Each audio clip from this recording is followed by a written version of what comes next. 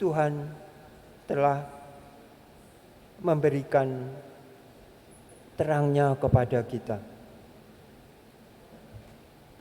Ia datang menemui kita, tetapi sering kita tidak menyadarinya. Seperti Yohanes Pembaptis itu berkata, sebelumnya aku tidak mengenal dia, tidak mengenal. Tetapi karena Dia yang mengutus aku memberitahukan, apabila Roh itu turun dari langit dan tinggal di atasnya, itulah Dia, Anak Domba Allah. Diberitahu. Yesaya, nabi yang hidup 500 tahun sebelum Kristus itu juga merasakan itu. Dia dipanggil. Dia belum tahu kalau dia dipanggil. Tetapi Tuhan berkata kepadanya, engkaulah hambaku. Engkau telah kuciptakan sedari dikandung ibumu. Engkaulah hambaku yang kukasihi. Bahkan dikatakan tidak cukup bagimu untuk menjadi hambaku, tetapi engkau akan menjadi terang bagi bangsa-bangsa. Terang bagi bangsa-bangsa. Yesaya baru tahu tugasnya, tidak hanya sebagai hamba, tetapi sebagai hamba menjadi terang bagi bangsa-bangsa. Itu ditulis Yesaya.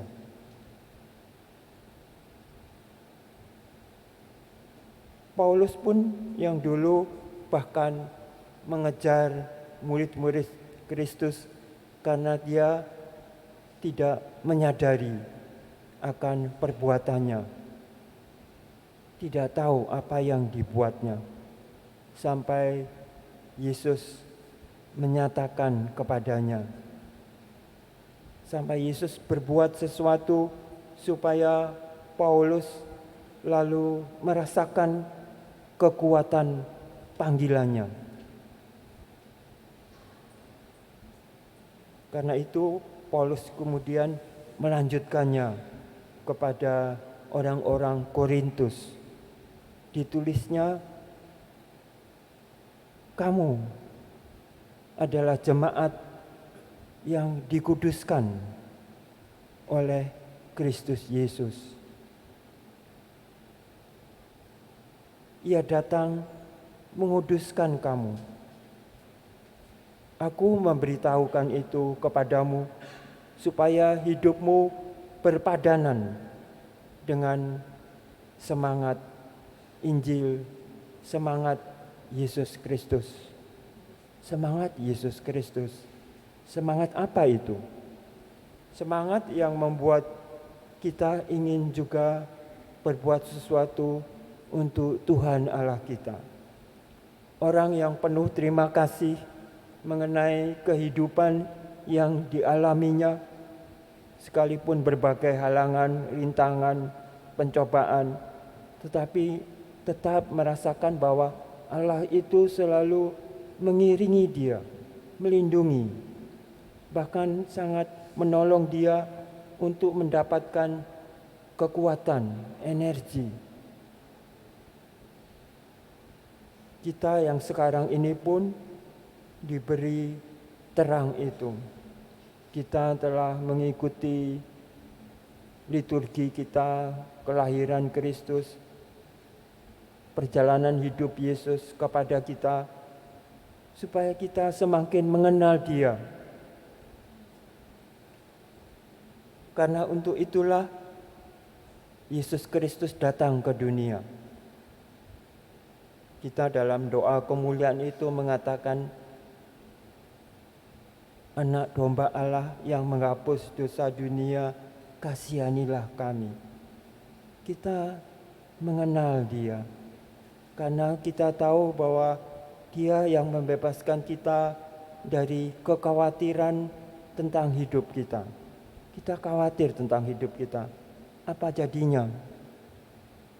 Cuaca yang berubah,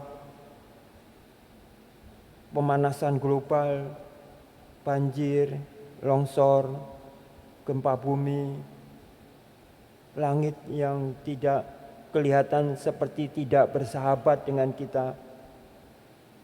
Ada seseorang yang berkata kepada saya ketika mengalami pandemi virus COVID itu, apakah maksud Tuhan mengadakan wabah ini? Apa Ia ingin mengurangi hidup manusia di dunia ini karena banyak yang meninggal?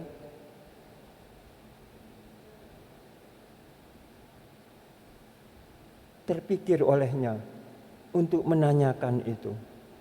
Apakah maksud Allah?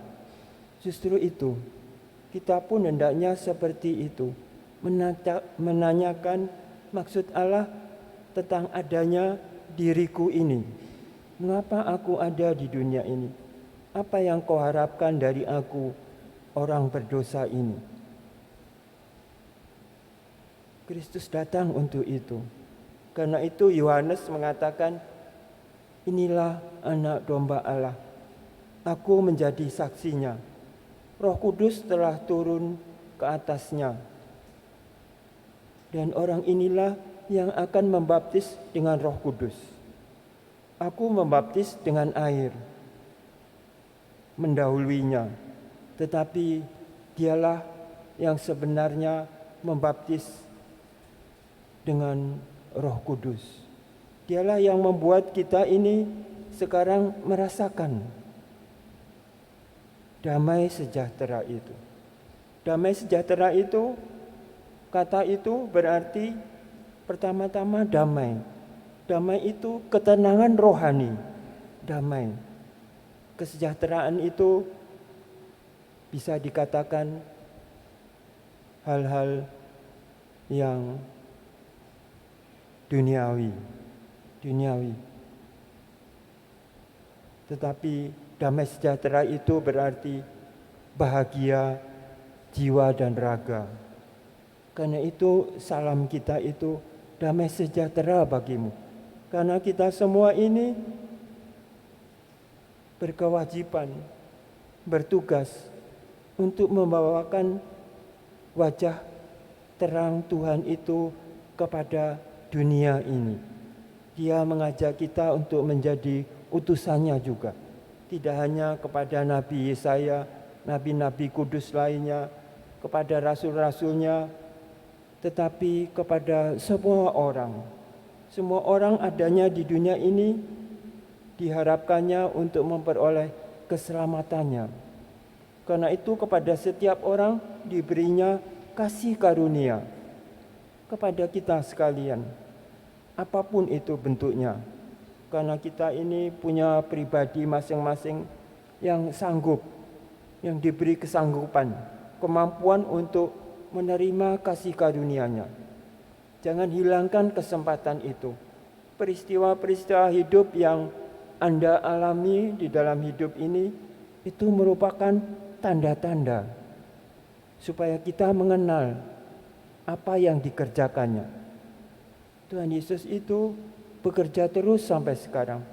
Ia telah naik ke surga, tetapi tetap tinggal di tengah-tengah kita. Ia sendiri yang mengundang kita dalam perjamuan ini.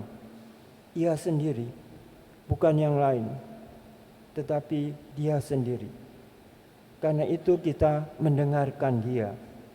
Karena Dia bukan butuh, seperti dikatakan, bukan persembahan yang aku kehendaki, tetapi tubuh ini agar melakukan apa yang ku kehendaki. Tubuh ini untuk melakukan apa yang dikehendaki. Itu yang berkenan kepadanya. Maka berhargalah tubuh kita ini, karena diperkenankan hidup di dunia ini untuk menunjukkan kasih karunia Allah itu. Wajah Tuhan itu hendaknya nampak di mana-mana, melalui diri kita masing-masing, tetapi juga kita melihatnya di wajah orang-orang yang berteriak, minta tolong, minta belas kasihan. Kita ini diminta menjadi saluran belas kasih Allah kepada sesama kita. Hendaknya kita menyadari itu, karena Tuhan ingin agar kita ikut ambil bagian dalam pekerjaannya. Amin.